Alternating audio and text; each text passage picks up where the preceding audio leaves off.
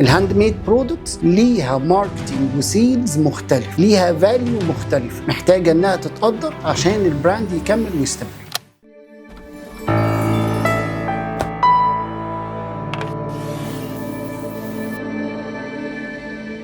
الهاند ميد برودكتس اول بروجكت بتحاول ان انت تعمله لما تيجي تبدا بزنس، بس الغلطه اللي احنا دايما بنقع فيها ان احنا بنكون عايزين نبيع كتير مع ان هو هاند ميد، معمول عشان يكون مميز، معمول عشان يكون كل قطعه مختلفه عن القطعه اللي جنبها. ما بنقدرش ان احنا نكمل في البزنس وما بنقدرش ان احنا نغطي عدد عملاء كبير، وبتبدا تظهر المشاكل، سواء مشاكل انتاج، مشاكل خدمه عملاء، مشاكل مبيعات، مشاكل تسويق. لكن الحل ببساطه جدا في الهاند ميد برودكتس ان انت تعمل قطع مميزه، وان الكاستمرز يعدوا بفلترز قبل ما يشتروا القطعه دي. يعني مش معموله علشان اي عميل، معموله للعميل اللي يقدرها. محتاج ان انت تعلي الفاليو بتاعته، فيعدي بفيديو مثلا فري مدته طويله عشان يبقى فاهم قيمه المنتج ده، وفي نفس الوقت ما يفصلكش فيه. المنتج ده كاستمايزد عليه، هو هيبقى